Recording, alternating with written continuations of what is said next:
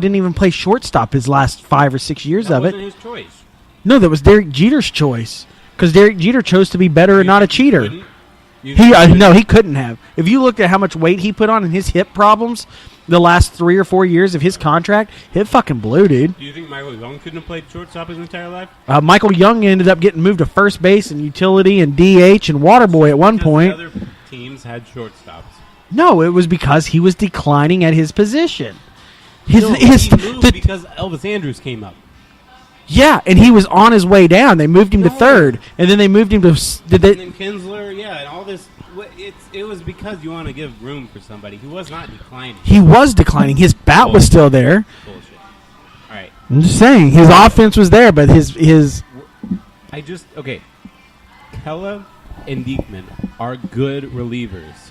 Can we agree on that? They are good not Andrew Miller. No, they're good relievers. Good, solid. And I would be getting rid of at this point. Would you point, like those on your team? I would be getting rid of Kella before I would be getting rid of Diekman. No. Stop with the trade. But no, I'm saying yes. Would I would you like those on your team. For the most part, yes. And bullpens are a crapshoot. Do we know this? Sam Dyson, elite 1 year, garbage the next. Right? Yeah. Your relief pitchers. Matt Bush, good 1 week, garbage the next. Yep. Diekman, out for the entire season 1 year, great the next. Yep. Year, right? It's a crapshoot. So why do we just want to take a crapshoot on 3 prospects, or probably one of them? Because you're not trading back. They're not going to trade you 3 relief pitching prospects. Right? Maybe one. Yeah. Maybe one and another. But it gives you another piece to work with that you could possibly work on getting something else. Have them in your system for a season. Figure out what your needs are coming in, going year 2 and 3 of your rebuild. Kella is an above average already and very young player. Right? Above average talent brings you above average and elite prospects. Right, but we're talking say it's the top. Say we're just gonna. Joe Blow is the number 7 pitching prospect in the Rangers organization. Okay, we're gonna think about him. Is he gonna turn into Kella better or worse or the same? Right, that's a pretty good prospect to get in return. Number 7 in an organization for pitchers. Right, and we don't know. That's a pretty high standard to reach as Kella. I mean, to have a bad attitude and a good arm, you can find that's dime a dozen. I feel like, in somebody's career, we might wait their entire career for them to even get as good as Kella is right now. Yeah, but if you have pieces that you can offer out, you can exactly, and that's what they're going to use him as, is a piece to get more back in return. I'm talking about the prospect that we're going to get back in return. Right, and I'm sure that John Daniels is a pretty smart guy. I know. It hasn't really shown that much recently because of bad contracts with injuries, and that's kind of what put us here is old. They're getting old. They're not going to have that push. You have to look at it. You've got Rougned Odor that's going to be your veteran leadership by the time all of this falls into place. We're not trading away Andrews because he's our leader. He'll be the leader, but I guarantee you in 3 years he's not going to be anything. I'll take that back. Okay. Gladly. All right. Buy a 6. All right. With the number 56 on the back of your shirt. Down. Mark it down, guys. You heard it. At 1642 in the podcast. Chasing episode 43. Chase owes me a 6-pack. Chase doesn't owe you nothing. No, so that's going to be it. It looks like the Mariners still riding fairly decent. You got Houston Astros where they were just... Wasn't it Orioles Mariners game? The guy just get hit in the head last night. Yeah. I forget which one was who, but no, it was it was the Mariners are staying up there. It looks like Angels are going to be the Angels as always, and hell, I forgot the Athletics were even playing games. Why don't we just trade Mike Trout for prospects because the Angels are never going to make the World Series with that's them. the problem. Is Mike Trout is? I feel so bad for Mike Trout. Mike Trout will never taste the spoils of his labor. No. The Angels, I'm unconvinced until they prove me. Well, let's get on to the National League side here. National League, the Atlanta Braves, I guess, are keeping more in their vaults than what we do. They had all these prospects that are coming out and looking good, and now in their freezing vault, they have a dead body this week. Bodies in their fridge. refrigerator So at the stadium? A dead body was found in the stadium this past week of a contract laborer for another company, but Something still, happened. right? But it's like I was telling Corey, they find dead people in Atlanta all the time. And this is how Chase takes good content and just shits all over. Well, hey, how is it good content? It didn't even have anything to do with baseball. He probably died from drugs. But this is the second body to be found in some sports-related deal this week. I think of another body that needs to be found. That kid that's over there screaming. Janoris Jenkins, no, for the the guy for at the his house. at his house. New York Giants. Yeah, but it came on the same day, and I thought they had written the thing wrong when I saw it pop back up and was like, they're still talking about this, and it was like, well, body found in Atlanta. So first body found at SunTrust Field, which is always a good thing to have for your second year out. Second year, yep, second season out. That's what happens when you put a Waffle House inside of your stadium, guys. You are bound to find a dead body. Is that how it works? Yeah, that's how it works. Even that one still has 3 stars, 2.5 on Yelp. That fucking Waffle House. Dude, I think the worst Denny's in all of DFW is next to where I live. The worst Denny's? You live in La Quinta? Because that's what they always say. La Quinta in Spanish means next door to Denny's. Case I don't live in a hotel, okay? No, you touched on it. Profar got hit, right? Yes. His 4th inning. The Twins manager comes out and he says, we hit him in retaliation for stealing a base in the 4th inning when the Rangers were up 7. It was not ball game over. The Rangers ended up only winning by 2 games. Still trying to run up the score. I mean, it's like stealing second. It's like bunting for You're a no. a fast player. Like, you steal second sometimes. But it's like bunting in a no hitter. It's the 4th inning. I understand. Anything can happen. Yeah, but I mean, I get it. It's an unwritten. 15 runs. As I said at the top of the show, it's an unwritten rule. Yes, and once again, I am fucking sick and tired of these unwritten Corey's rules. all upset about the unwritten rules. Why do we constantly have to throw baseballs at each other? Because we're playing guys, a we're game. men. We throw balls at each other. That's how it happens. It's petty bullshit. You're how many brothers you have? 2. How many sisters you have? 0. How many balls have you thrown at your brothers? A few. Okay, so that was petty bullshit. We were mad at each Did Lloyd come in and say, "I'm tired of these unwritten family rules"?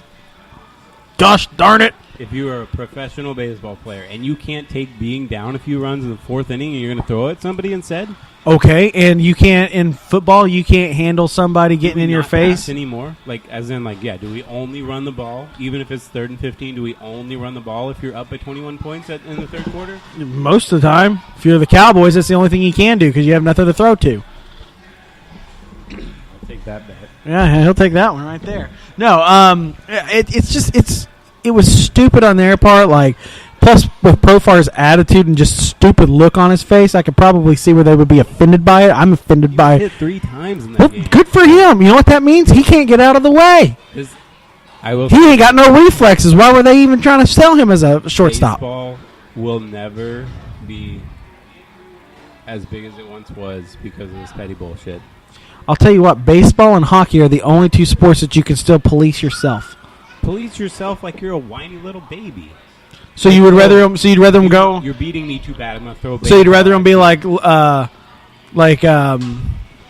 dude that wants to handle everyone's nutsacks in Golden State because he's always touching everybody's balls. What's his name? The one that has the one that has the jacked up teeth that's on the new commercials. Yeah, you want him to be like him. That I'm just gonna kick him in the nuts and I'm gonna talk about him after the thing. That's police. You know what? That's you want to know why he polices himself like that? Because he never understood what Father's Day was because he didn't have one. Yeah, you want to talk? He wasn't raised right. Let's talk about other sports. We got this classy Florida State athlete, Jameis Winston. He played for the Buccaneers. Yeah, once again, probably didn't have a good role model. Probably did not. He's over there reaching over into the driver's seat when he's drunk, wasted, late night Uber, groping the girl. He denied the entire time. He's like, deny. This never happened. And finally, the suspension is a done deal. He says, sorry, I shouldn't have touched her. Yeah, maybe you shouldn't go reach over and... I'll tell you one thing, though. Good thing Ruth ain't an Uber driver. Yeah, good thing. That's what I always be doing. Reaching over there. You don't need to be reaching over and touching people's crotch. But he's Jameis Winston. He's earned that, right? He said no. Fuck no. Isn't he the same one that went off about being a man at the? He did we're gonna eat a W No. Yeah, and nothing then Dundee. and then he like went to like a bunch of fifth graders. Who was like, "Be a man, be a man," and they were all like, "What about the girls? What about the crab leg? Yeah. Okay, so that's good for Rangers, and we got Atlanta Ballpark. Tigers fired their pitching coach, Mike Minor, last night. 5 perfect innings. We're gonna, Mike Minor did his job. That's good. And then Banny pulled them out in the 7th inning after 80 pitches. Why? Thought there was something on the math on that. Yeah, they're trying to protect them. I don't understand how 80 pitches is a complete game for a pitcher. Bainey needs to go get that stupid tribal sun tattoo off his arm. We're just trying to protect our pitchers for next year. Why are we protecting anybody for next year? Because we all know that Beltran ain't going to be here. Beltran ain't going to be here. All right. So, College World Series time. College World Series, my favorite time. So, first game, Arkansas shows up and they're like, "Hey, we're gonna show you guys what's up." And good old Tiger bait over looking good there in the first game. Second game, that was beautiful. She loves when I say tiger bait. Tiger bait. She loves it. Some gooks tigers. Oh, she gooks them tigers. No, the 3-1 was the score. Got into 3-2. Top of the ninth. And it was 3-2 for the 6th and the 7th and the 8th, and then we're going top of the ninth. Top of the ninth. Hold this lead. You win the World Series. Top of the ninth, they get a one. Outs. 2 strikes. Right. 2 outs. They get one out. They get one on with a walk. And then that Klon dude. And then they hit two. Then they hit 2 sacrifices. Get him moved over to third. So we're at 2 outs. Yeah, Runner on third, and pop fly about 10 feet behind first base and about 15 feet over. Enough for right field, really second base, and first base to all be there, and it falls gets made right all the time. Right, except in Omaha, Last night. and it falls right in between 3 Razorbacks. No, because the second baseman overran it. It may have curved a little bit. Yeah, it fell pretty much right there, smack dab, where somebody should have been standing. In that moment, I felt like it was clear that Oregon State was going to win the game. Right. So when those things happen in sports, you see something like that, all of a sudden, the entire game, the entire series has shifted in that moment, and you just know the story is going to be that Oregon State makes the comeback. And sure enough, next pitch. They get the hit. They get a single, scores, next batter up, 2-run homer. Yeah. 5-3 is the ending score, and they will play tonight, I believe, 7 o'clock or something like that. Yeah, and it's going to be I actually walked away from that game, as in he hit the home run, and because I had been thinking of how this is the end, this is the end. It wasn't actually a walk-off hit because it didn't end the game. Right, but it ended the game. I walked out and I stopped looking at it, and I was driving home. I'm like, oh, the game's still going. Yeah, what could happen? It was 5-3. But I was convinced of it, clearly. Yeah, it's hard to come back, and that's the problem is that's going to be a huge momentum shifter, and tonight could be... Tonight is for all the marbles. What do you do if you are the Arkansas head coach? How do you get your players to get their head out of the ass and try to win Well, first game? fucking thing you do is you don't even talk about that. You don't even bring up... No, you don't even bring that up. Why? You let that go, and you make tomorrow just another day. It's another day in the sun. Tomorrow is another day, but everybody's still thinking about last night. Right, so and you've got to... you've got to stay positive. You've got to make sure that they let that shit go. Yeah. You remember those compliment sandwiches?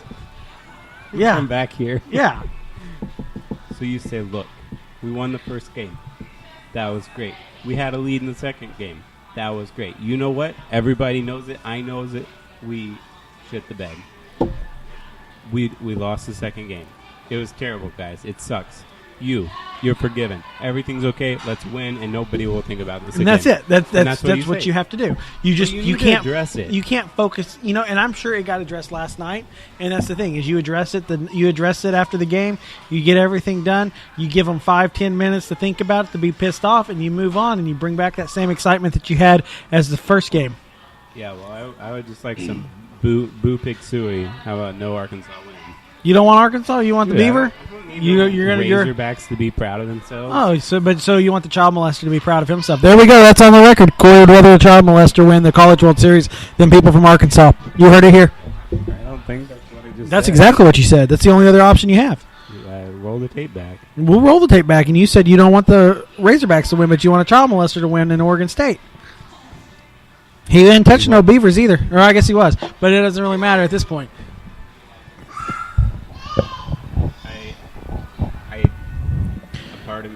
feel like that's probably a more complicated thing that happened 8 years ago with that guy. Probably his family was like, let's move along. It never went to court. I mean, No, he pled out. yeah, He pled guilty. he was young. He was 16 years old. Or Yeah, something when he yeah, pled old guilty. enough to know better. You know, like he wanted to move along with his life. Yeah, old enough to know better. I mean, now I don't know. Now he ain't doing shit after this. He says that He'll be selling. He'll be selling used. Was brought into the light. He'll be selling used cars in Portland. Something like that. You look out.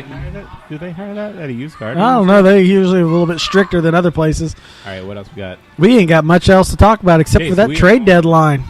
Trade deadline. Do we have anything coming up on the trade deadline? Nothing. I know there's a lot of talk about Machado going.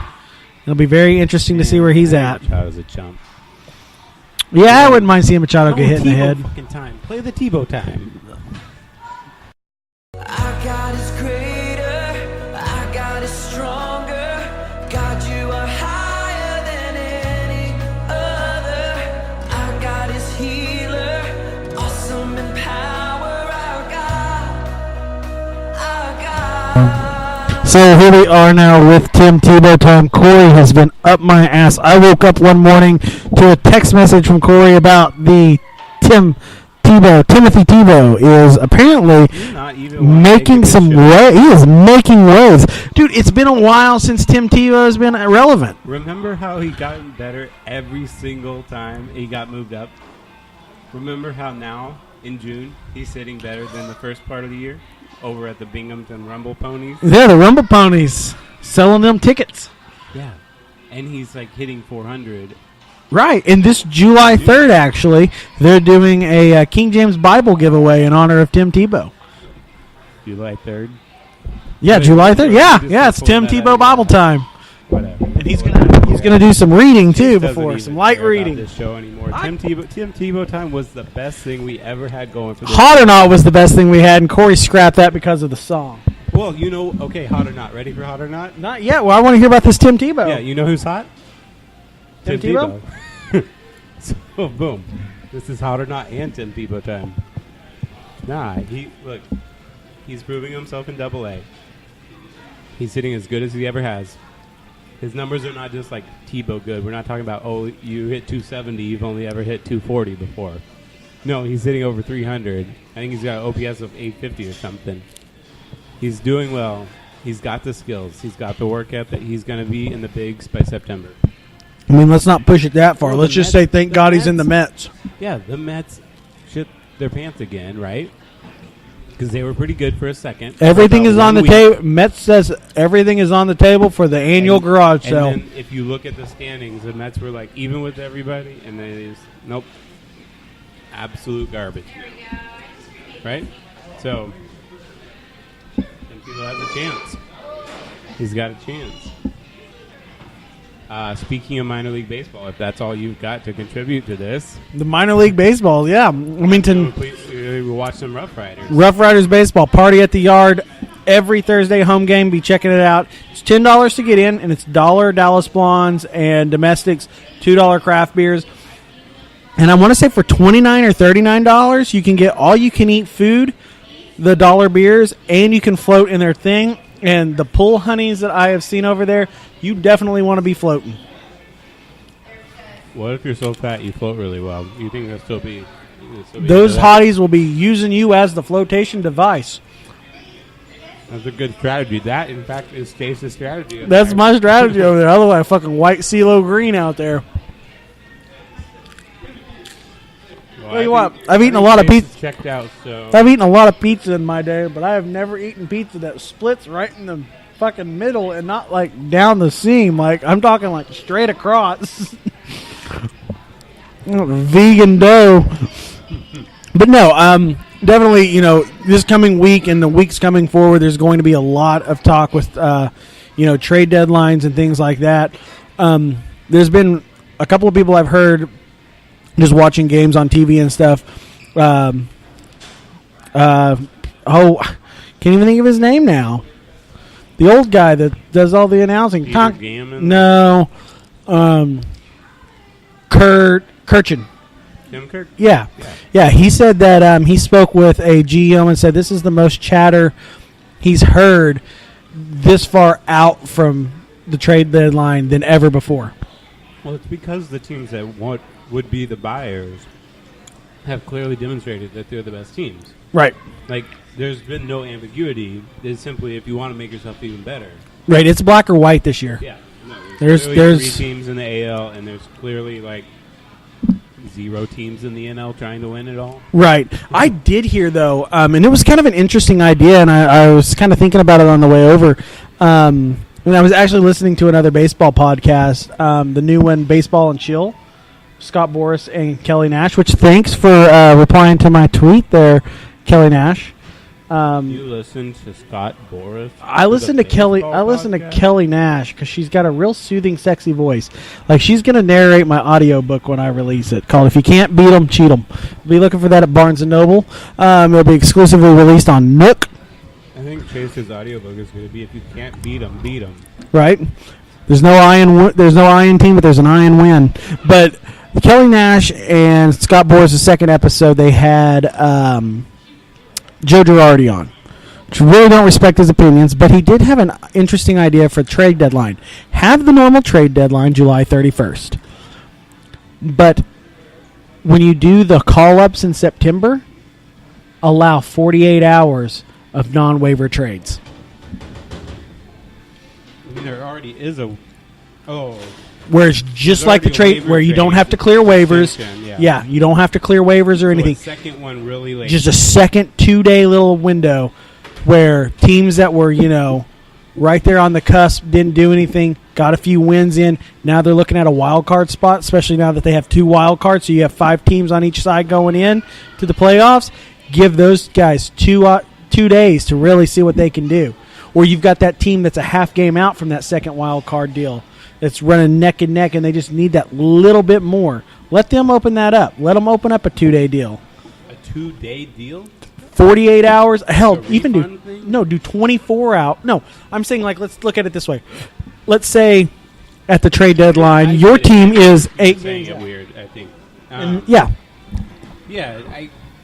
It's an interesting idea. Was saying that? No, Joe Girardi was saying that. He would like to see that implemented.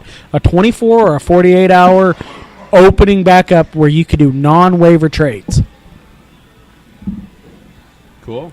I think it would be interesting to see if that could happen. I think that would be a good way for some managers to get fired. I mean, some general managers. Right. I think it would be very. You think you're going to make it. You end up making that one last push. All you have, because a lot of the people who get traded are only there for 1 year, right? Right. Like expiring contract. Yeah, it's a rental. Well, that's the shortest term rental we could possibly do. We're talking 1 month. Right. So, if you end up trading a prospect for 1 month of a player, I think that's a good way to lose your job. I mean, it's a good way to lose a job, and it could be a way to extend your career out 5 more years at that job. It's a gamble. But I think it would be very interesting to see those teams that are a half game out, 2.5 games out from a wild card spot, or even from first to second to actually win the division and put themselves in a better position. I think it'd be very interesting to see what people would do. I thought that would have been coming from Scott Boras, because if you have people typically, again, the players who are getting traded, it's their contracts are about to be up. They're about to be free agents. Yeah, they're right? they're rentals. So that would just give even more players about to hit free agency with a chance to prove themselves in the spotlight, right? Right. So that would drive up their value. Right. It would be good for people all. Players and agents. That right. would be good. Yeah. Right. And players are what makes the world go round. If you don't have players on the field, you don't have a team. That is correct. That is correct. But here in a minute, me and Corey are going to get out of here. We're going to go watch some players. It's sad that for the cost of the 2 beers that we just drank here, we can have 10 beers over there. So join us one night. We're always out there. Well, it's kind of becoming our home time. Those beers aren't sold at cost. Or no. They are. $1. Pretty much, yeah. Yeah, so we're going to go enjoy some Dollar Blondes, which is usually what I try to enjoy, but that's usually somewhere else. But now I can't use that website anymore because Corey's friend's friend doesn't have that website anymore, but that's another day and another story. But check us out on Instagram and Facebook at Cold Beers and Curveballs. We've got the Twitter going, CB and CB Podcast. Listen to us on Overcast. Thanks for all the new subscribers. We'll be on Google Play, iHeartRadio, iTunes, Overcast, Spreaker, Stitcher, You name it, except for that Spotify, so the goddamn Swedes get off of your ass and get us going. But until next time, we will see you, and enjoy baseball responsibly, but don't drink responsibly? Is that what I was supposed to say? Is that the closing remark? No, you're supposed to say drink responsibly. Wait, what? I don't know. Just keep I watching agree with baseball and keep drinking beer. And we've got kids by us now, so I can't even say anything. Say anything.